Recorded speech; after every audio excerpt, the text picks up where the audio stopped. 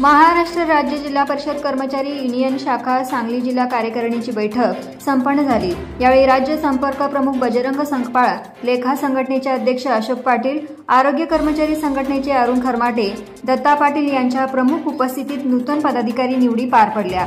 यामध्ये अभिजित पवार यांचे अध्यक्षपदी तर उपाध्यक्षपदी अनंत पोतदार, संजय कोकरे, अविनाश गायकवाड, अभय शिंदे, मुकुंद ताटे यांची तर जिल्हा महिला संघटकपदी शीतल गुरव, सुजाता दरुरे, वर्षा पाटील यांची तर जिल्हा संघटकपदी दीपक नागरगोजे, शुभम भोसेकर, राकेश हनबर, यशवंत जाधव, महेश मुळे यांची तर कार्याध्यक्षपदी गणेश पवार, शशिकांत जोशी, शंकर कोळी यांच्या निवडी करण्यात आल्या।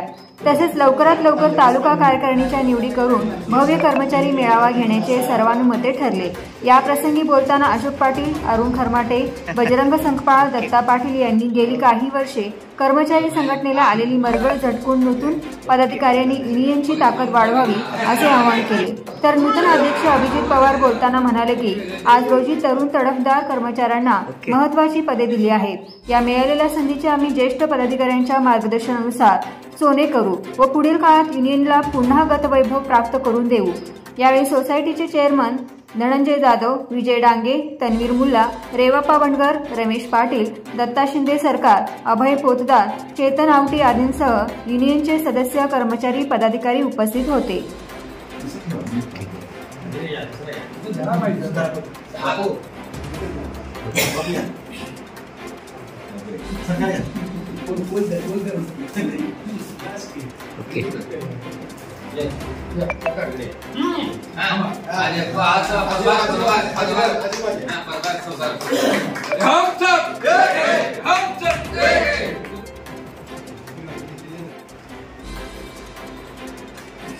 ओके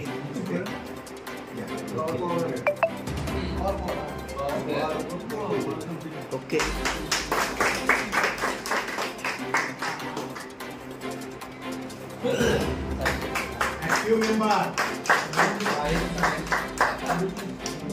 त्याच विश्वासाने आता दादांनी जे सांगितलं की हा विश्वास मी कधीही कुठे खूपच कमी पडणार नाही आणि सरकारने जे सांगितलं त्याच्यावरती पावलं चालेल त्याची गणित येतो, पण तुमचा आशीर्वाद हा कायमस्वरूपी माझ्या पाठीमागे राहायला पाहिजे आणि कुठे चुकत असेल तिथं कान पण पकडलं पाहिजे। माननीय अभिजित दादा पवार यांची अध्यक्षपदी सर्वानुमते निवड करण्यात आलेली आहे।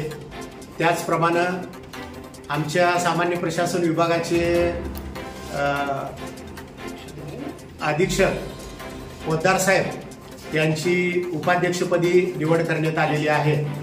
त्याच पद्धतीनं इतर अशा कार्याध्यक्षपदी व उपाध्यक्षपदी निवडी करण्यात आलेल्या आहेत। या निवडी खरं तर अगदीच संघटनेच्या बैठकीमध्ये सगळ्यांनीच हजर राहून एक चांगला प्रतिसाद देऊन या निवडी करण्यात आलेल्या आहेत आणि यापुढे थोडंसं मध्यंतरीच्या काळात जरा रेंगाळलेलं जे संघटनेचं काम होतं ते आता नव्या दमानं, नव्या दिलानं सगळ्यांनी मिळून करायचं असं इथं सगळ्यांनी आश्वासित केलेलं आहे।